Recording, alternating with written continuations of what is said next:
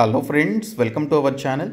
Friends, Telangana జిల్లా court and high court ఉద్యోగాల్లో process server and office subordinate పోస్టులకి సంబంధించి జీకేలో వచ్చేటువంటి ముఖ్యమైనటువంటి ప్రశ్నల గురించి ఈ వీడియోలో చూద్దాము. వీడియో చూస్తున్నటువంటి వారు వీడియోని లైక్ చేసి మీ ఫ్రెండ్స్కి షేర్ చేయండి. ఫస్ట్ టైం మన ఛానల్ని విజిట్ చేస్తే సబ్స్క్రైబ్ చేసుకొని బెల్ సింబల్ని యాక్టివేట్ చేసుకోండి. తెలంగాణ జిల్లా కోర్టు అండ్ హైకోర్టుకి సంబంధించి ఇంకా మనకి ఆఫీస్ సబార్డినేట్ అలాగే ప్రాసెస్ సర్వర్కి సంబంధించినటువంటి ఉద్యోగాలకి ఎగ్జామ్స్ అయితే జరగాల్సి ఉంది.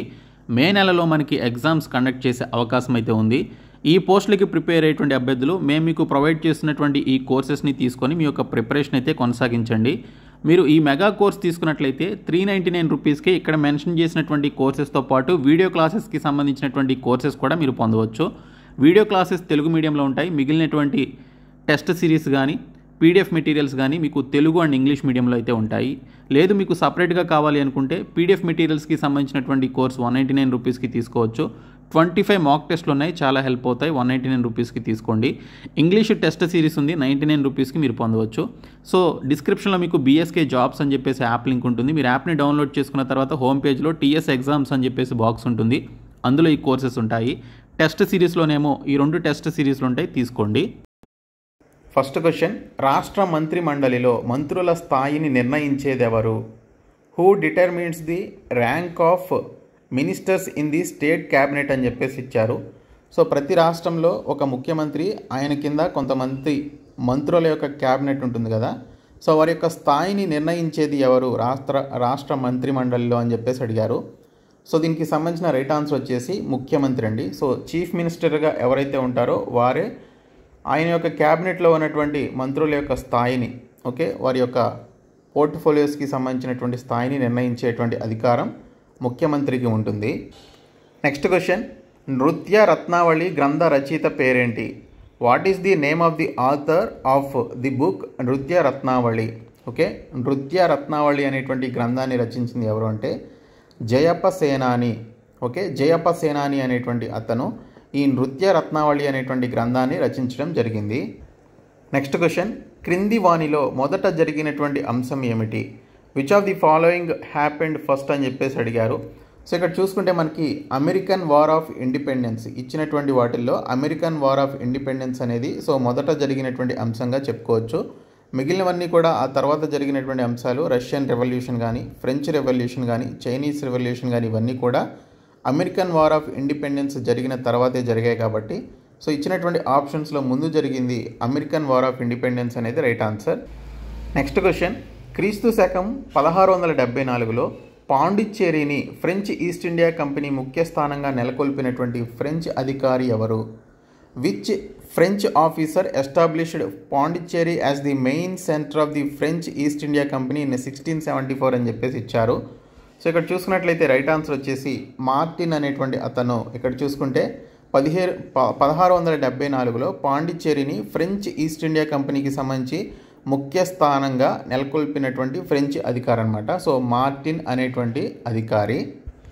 నెక్స్ట్ క్వశ్చన్, వరదల నిర్వహణకు కేంద్ర ప్రభుత్వం ఒక నమూనా బిల్లును తయారు చేయమని ఏ కమిషన్ సూచించింది? Which commission recommended the preparation of a model bill for flood management by the central government? So flood మేనేజ్మెంట్కి సంబంధించి సెంట్రల్ గవర్నమెంట్ ఒక కమిషన్ని రికమెండ్ చేస్తుందన్నమాట.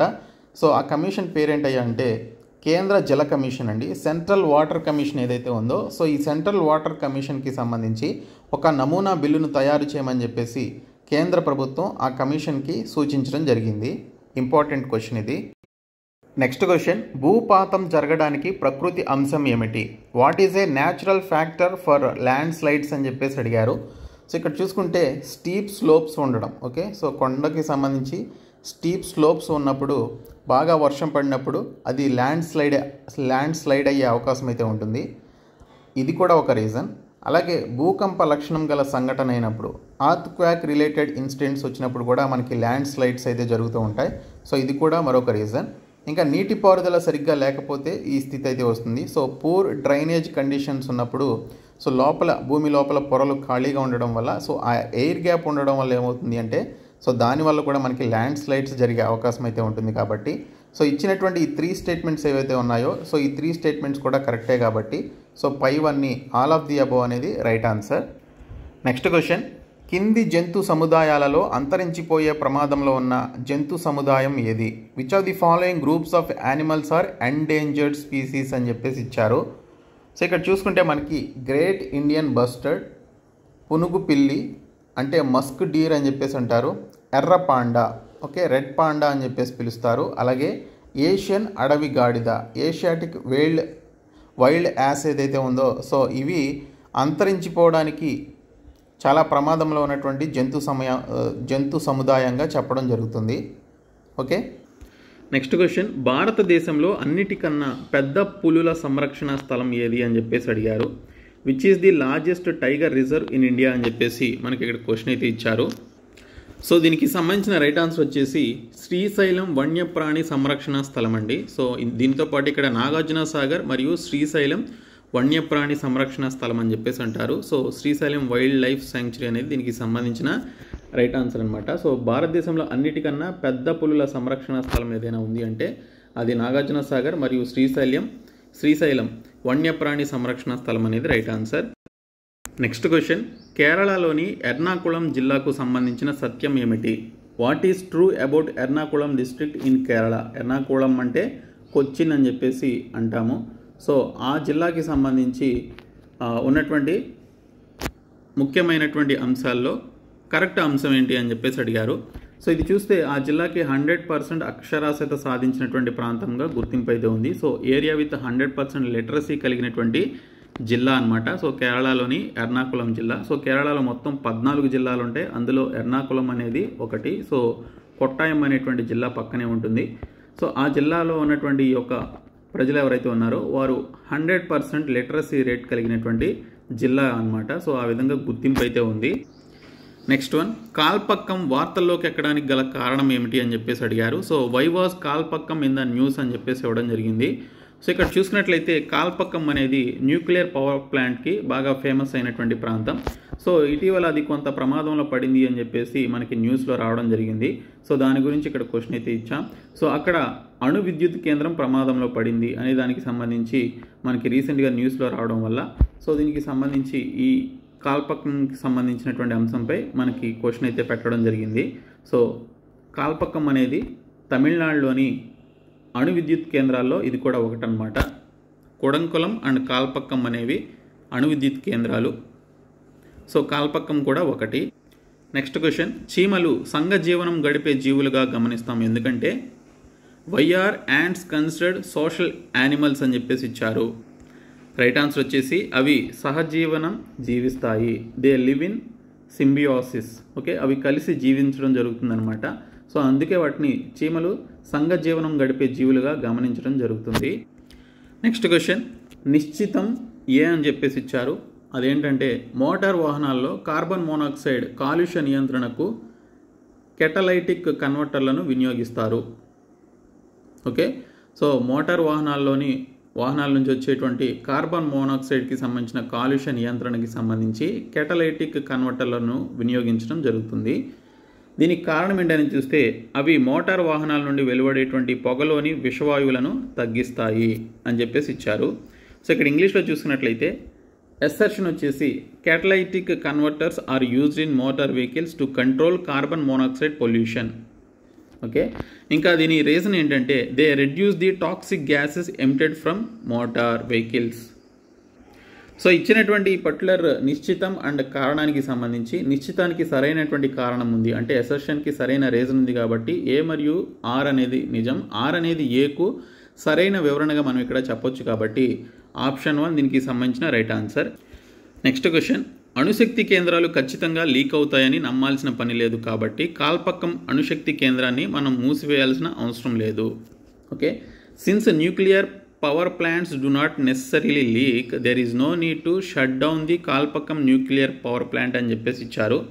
సో ఎందుకు దాన్ని షట్ డౌన్ చేయాల్సినటువంటి అవసరం లేదంటే అణుశక్తి ప్రమాదాలను మనం నివారించే అవకాశం అయితే ఉంటుంది. Nuclear accidents can be avoided అనేది దీనికి సంబంధించిన ఎక్స్ప్లెనేషన్ కాబట్టి సో ఈ కాల్పక్కం న్యూక్లియర్ పవర్ ప్లాంట్ని షట్ డౌన్ చేయాల్సినటువంటి అవసరం కూడా లేదు. నెక్స్ట్ క్వశ్చన్, సూపర్ కంప్యూటర్ పరం 100ని నిర్మించింది ఎవరు? Who developed the supercomputer Param 100 అని చెప్పేసి అడిగారు. సో ఇది చూసుకుంటే సీడాక్ పూణే సంబంధించినటువంటి యొక్క సంస్థ వాళ్ళు సూపర్ కంప్యూటర్ పరమ్ 100ని నిర్మించడం జరిగింది. నెక్స్ట్ క్వశ్చన్, కలాం శాట్ V2కి సంబంధించిన కింది జతలను చదవండి. Read the following pairs related to Kalam sat V2 అని చెప్పేసి ఇచ్చారు. సో ఇక్కడ చూసుకుంటే కలాం శాట్ V2 ఉపగ్రహం ప్రపంచం యొక్క అతి తేలికైన ఉపగ్రహం. Okay, Kalam sat V2 is the world's lightest satellite అనేది రైట్ స్టేట్మెంటే. తర్వాత ఉపగ్రహపు బరువు 2.6 కిలోగ్రాములు. The satellite weight is 2.6 kilograms అని చెప్పేసి ఇచ్చారు. సో ఇది రాంగ్ అండి. తర్వాత ఉపగ్రహాన్ని రూపొందించినటువంటి వారు స్పేస్ కిడ్స్ ఇండియా విద్యార్థులు. Design by space kids India students దీన్ని డిజైన్ చేయడం జరిగింది.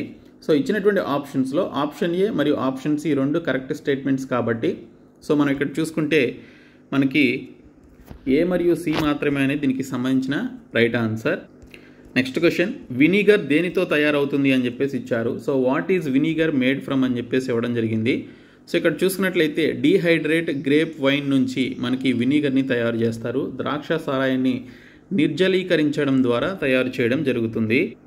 నెక్స్ట్ క్వశ్చన్, పడవలో ప్రయాణిస్తున్న వారిని నిల్చోడానికి అనుమతించరు, కారణం? Why are passengers not allowed to stand in a boat అని చెప్పేసి ఇచ్చారు. సో రైట్ ఆన్సర్ వచ్చేసి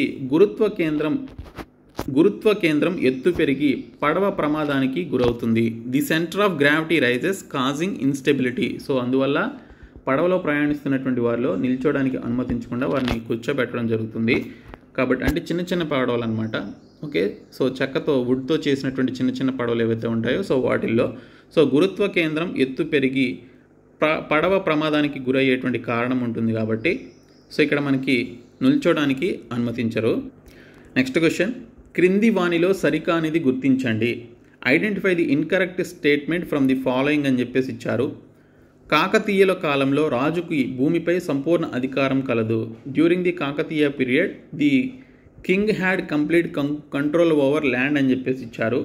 సో ఇది రాంగ్ స్టేట్మెంట్ అండి. కాకతీయుల కాలంలో రాజుకు భూమిపై సంపూర్ణ అధికారం లేదు, ఇది కరెక్ట్ స్టేట్మెంట్. భూమిని ఖాళీగా పెట్టిన పన్నులు వసూలు చేసేవారు. ఓకే, సో ఇది కరెక్ట్ స్టేట్మెంటే. అచ్చుకట్టు భూములు అనగా వర్షాధారంపై పంటలు పండించేటువంటి భూములు అని చెప్పేసి అంటారు. సో ఇది కూడా కరెక్టే. కానీ ఇచ్చినటువంటి పర్టికులర్ స్టేట్మెంట్స్లో సరికానిది ఏంటంటే సో ఫస్ట్ స్టేట్మెంట్ అనమాట. సో ఆప్షన్ 1 దీనికి సంబంధించి రైట్ ఆన్సర్. నెక్స్ట్ క్వశ్చన్, క్రింది వానిలో ఆరాధ్య త్రయంలో లేని వారిని గుర్తించండి. Identify who is not part of the Aradhya trinity అని చెప్పేసి అడిగారు. సో ఇక్కడ చూసుకుంటే శ్రీ కంఠాచార్య అండి. సో శ్రీ కంఠాచార్య ఆరాధ్య త్రయంలో లేనటువంటి వ్యక్తి. నెక్స్ట్ క్వశ్చన్, ప్రపంచంలోనే అత్యంత అరుదైన నల్ల గెలాక్సీ గ్రానైట్ ఏ జిల్లాలో లభ్యమవుతుంది? In which district is the rarest black galaxy granite found in అని చెప్పేసి అడిగారు. సో రైట్ ఆన్సర్ వచ్చేసి ప్రకాశం జిల్లాలో బాగా ఫేమస్ అయినటువంటి బ్లాక్ గెలాక్సీ గ్రానైట్ అనేది లభిస్తుందన్నమాట.